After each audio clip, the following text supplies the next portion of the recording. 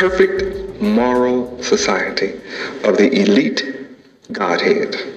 That's what I'm here to do. How many of you feel like you are the elite? Do you know what the elite is? The elite are the best. So now I'll ask you that question then. How many of you feel like you're the best? Praise Yahweh. Now some don't feel like they're the best. They look like, I don't know if I'm the best or not. I think maybe he has another trick question behind that. I don't want to get faked out. No, it's just the fact that we as a people are the best. We're the best basketball players, football players, musicians, entertainers. We're the best scientists. We're the best lovers. You know, we have the biggest feet, the biggest behind, the most stubborn hair on the earth. You can do anything to our hair, right? It always comes back. You can fry it, dye it, cook it, lay it to the side, paint it, boil it, do anything to it. And it'll come back just as nappy as it was. Other people put the stuff in their head, you put in yours, they'll be bald-headed for life. You're the best at everything. So what would happen if all of us who are the best came together as one society, committed totally to each other? What would we have in the world?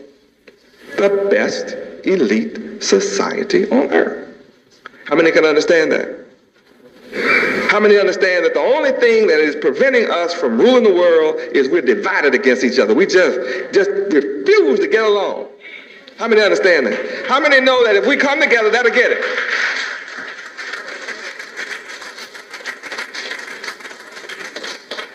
Praise Yahweh. That's what I represent, coming together. And I've eliminated every excuse that we put up. You have an excuse, I've knocked it out. Some say, well, what are you going to do about the masses? You can't do it all at once.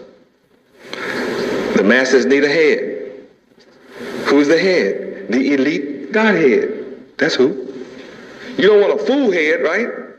We have that already. We don't want a devil head. An opponent of God, opponent of good. You want a good head. How many know we need a good head at the top? So the Bible tells us in Revelations there are 144,000 who are already chosen from among us that are going to come together who can see what I'm saying. And so you have to be able to see this.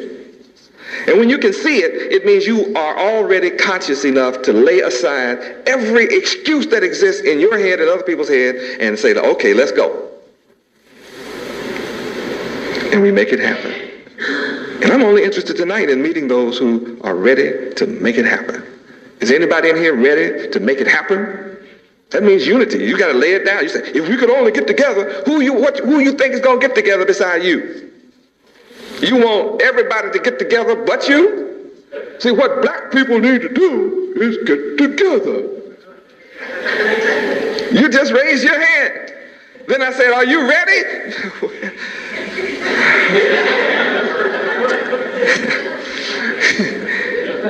Now, how many understand how long it's going to take for us to get together? It's going to take as long as it takes you to make up your mind to get together with your own self. What you don't understand right now is you're divided against your individual self. You feel down on yourself. You feel low self-esteem. You feel like, how many here feel like you could be rich if you weren't black? Only thing keeping you from getting a loan right now is you black.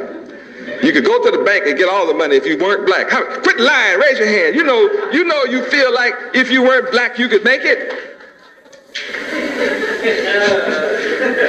Relax and just be family tonight. Let's just go on and get down. I'm talking for real. This is a for real meeting. That's why I didn't invite 20,000 people in here. That's the real world. We say, if I wasn't black, I could make it. I could get along. If you were white, you wouldn't get along. Not with your mindset. There are secrets to getting along. I built a $100 million empire without one loan. In fact, banks come to me and ask me, can they loan me money? Isn't that nice? And I say, no, I'm not ready yet. I'm doing all right without you. See, my next step is to own the bank. I already own an unannounced bank.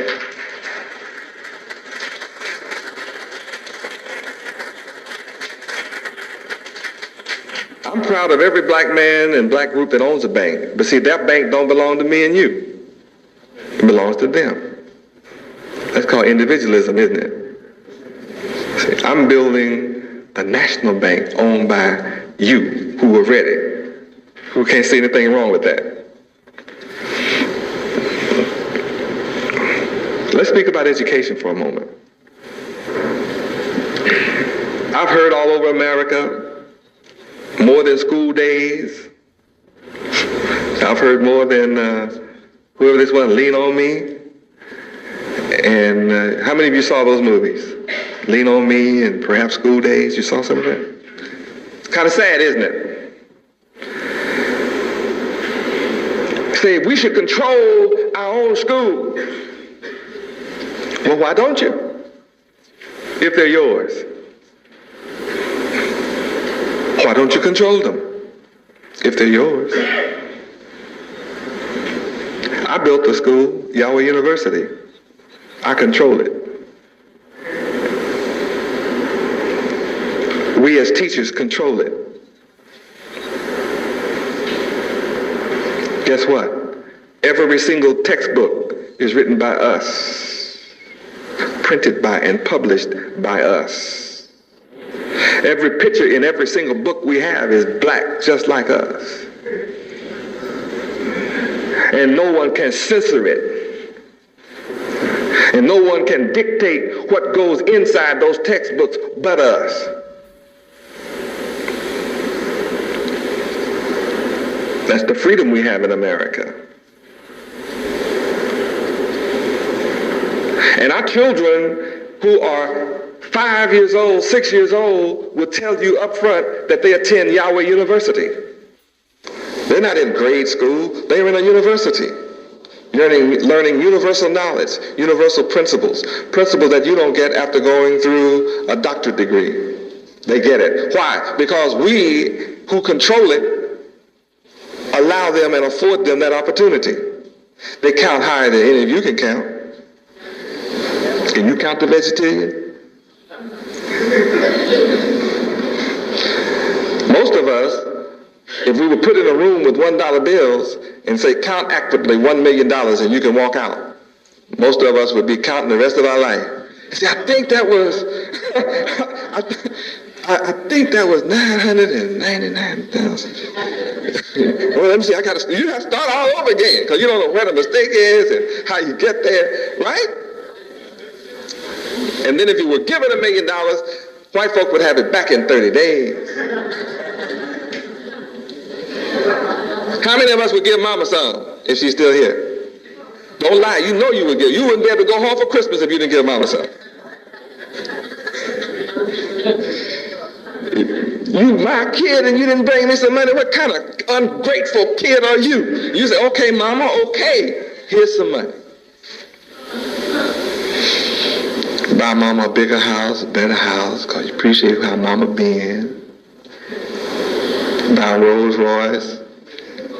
And the rest will go into the house. No, say, well, I got to go on a trip. How many would take a vacation? A long one. All the way around the world. $1 million. I'm going around the whole world.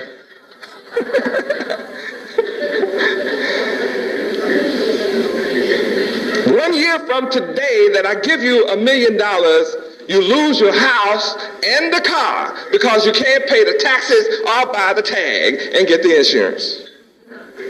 You forgot about that.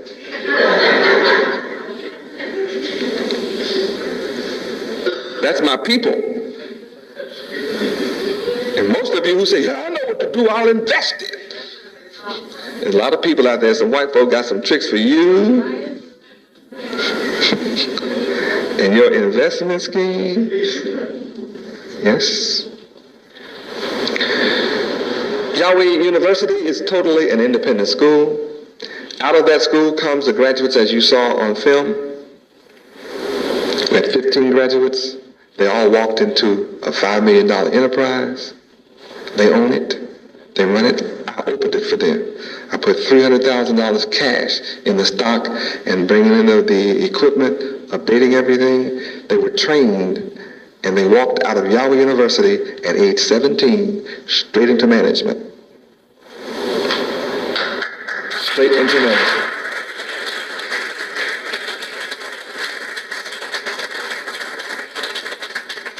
And they will let you know emphatically, if you can understand their vocabulary, that they are owner-managers. It's for them and their children. Everything that I build is for you and our children. That's my purpose of being on the planet, is to do that. At Yahweh University, at age 12, our children are in management, business management. They're taking shorthand and typing. I have those that are 15 who are the masters of gynecology. They're studying. When I say, okay, you can go to whatever medical school, they're ready. They will make nothing but A's, straight A's, guaranteed. They already know everything about it, already all the terms. All they need is something to cut on. That's what I'll send them to school for, learn how to cut cadavers. Maybe they'll get to cut on you if you kill yourself. I have 6-year-olds to, I think the oldest one is maybe 9. There are 10 of them. Between the ages of 6 and 10, they decided they want to be dentists. So all of these are their decisions. I have a 12-year-old who's studying architecture now.